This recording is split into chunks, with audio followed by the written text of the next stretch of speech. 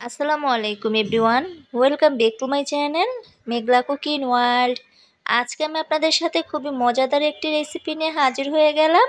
আর সেটা হচ্ছে শীতকালীন টাটকা সবজি দিয়ে ঝরঝরে ভুনা খিচুড়ি। চলুন তাহলে দেখে নেই ঝরঝরে ভুনা খিচুড়ি রান্না করতে আমাদের কি কি সবজি লাগতে পারে। চুলায় দেখুন বড় একটি হাঁড়ি বসিয়ে দিয়েছি, আর হাঁড়ির মধ্যে দিয়েছি পরিমাণ মতো রেগুলার রান্না করার সয়াবিন তেল। তেলটা যখন গরম হয়ে আসছে ঠিক ওই পর্যায়ে আমি তেলের উপরে দিয়ে নিলাম বেশি করে গাজর কুচি, দিয়ে নিলাম বেশি করে ফুলকপি, দিয়ে নিলাম আমি বেশি করে আলু কুচি। আমি কিন্তু এখানে গাজর আর ফুলকপি দুটোটাই সামঞ্জস্য করে কেটে নিয়েছি, আর ফুলকপিগুলো একটু বড় সাইজ করে কেটে নিয়েছি। এখন সবজিগুলো প্রায় 3 থেকে 4 মিনিটের মতো তেলের উপরে ভেজে নিব। এখন দিয়ে নিচ্ছি সবজির উপরে পরিমাণ মতো লবণ। লবণটা দেওয়ার পর দেখুন আমি কিন্তু সবজিগুলো আবারও উল্টিয়ে পাল্টে একটু ভালো করে ভেজে নিব। তো এই যে দেখুন সবজিগুলো আমার ভেজে নেওয়া হয়ে গেছে। এখন একটি চামিচের সাহায্যে সবজিগুলো তুলে নেব। তো এই যে দেখুন সবজিগুলো তুলে নিয়েছি। এখন আমি দিয়ে নিচ্ছি প্যানের মধ্যে পরিমাণ মতো সয়াবিন তেল।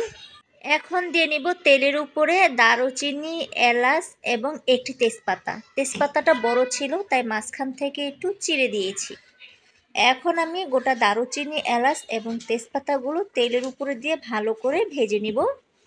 দারুচিনি, এলাচ এবং তেজপাতা ভেজে নেওয়ার পর এখন দিয়ে নিচ্ছি তেলের উপরে পরিমাণ মতো পেঁয়াজ কুচি, আর দিয়ে নিচ্ছি আমি এখানে দেখুন রসুনের কোয়া। এগুলো হচ্ছে ইন্ডিয়ান রসুনের কোয়া। আমি এখানে ইন্ডিয়ান রসুনের কোয়াটা ইউজ করলাম, আপনারা চাইলে দেশি রসুনের কোয়াটা ইউজ করতে পারেন।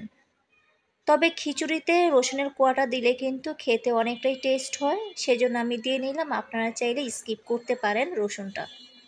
তো পেঁয়াজ আর রসুনটা দেখুন তেলের সাথে খুব ভালো করে নাড়া দিয়ে একটু ভেজে নিব।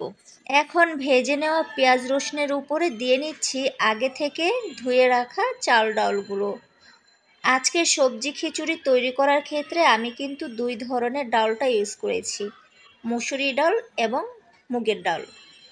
বড় চায়ের কাপের 1 কাপ আমি দিয়েছি মুসুর ডাল, এবং বড় চায়ের কাপের 1 কাপ টেলে নেওয়া মুগের ডাল দিয়েছি। আর 1.5 কাপ আমি এখানে মিনিকেট ভাতের চাউল দিয়েছি। আপনারা ভাতের চাউলের পরিবর্তে পোলার চাউল দিয়ে কিন্তু এই সবজি খিচুড়িটা তৈরি করতে পারেন।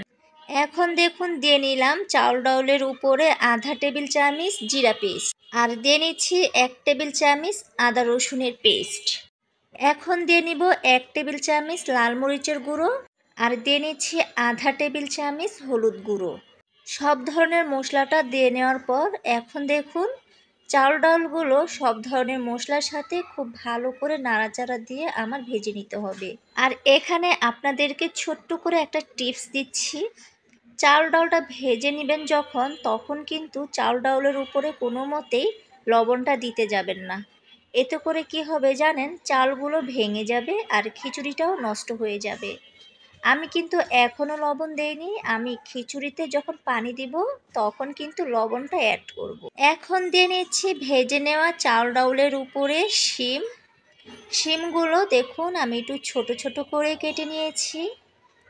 আর দিয়ে নিচ্ছি এখন আমি চাল ডাউলের উপরে মূলাগুলো দেখুন গাজর এবং আলুর মতো সামঞ্জস্য করেই কেটে নিয়েছি।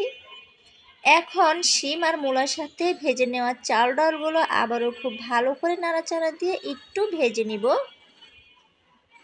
দেখুন চাল ডালগুলো ভাজতে ভাজতে একদম ঝরঝরে হয়ে গেছে। আমি আবারও কিন্তু খুব ভালো করে চাল ডালগুলো ভেজে নিচ্ছি। এখন আমি খিচুড়ির চাল ডাউলের উপরে আগে থেকে ভেজে নেওয়া সবজিগুলো দিয়ে নিলাম। এখন এই ভেজে নেওয়া সবজিগুলো আবারও চাল ডাউলের সাথে মিনিট খানিকের মতো ভালো করে ভেজে নিব।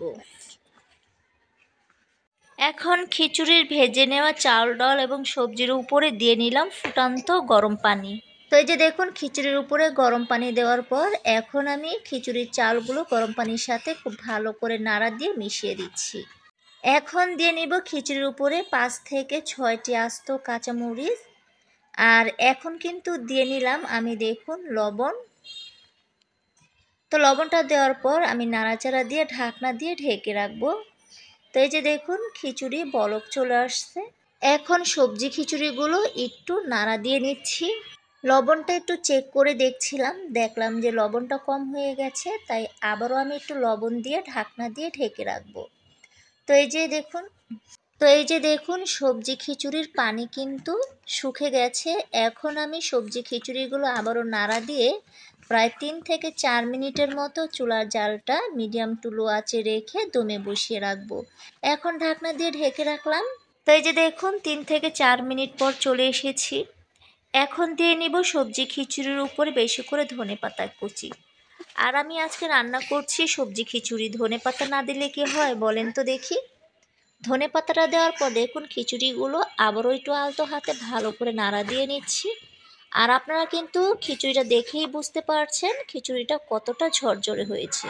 তো এই যে দেখুন তৈরি করে ফেললাম ঝরঝরে সবজি খিচুড়ি। আজকের মতো বিদায় নিচ্ছি, আবারও দেখা হবে নেক্সট কোনো রেসিপিতে। ভালো থাকবেন আপনারা। আসসালামু আলাইকুম।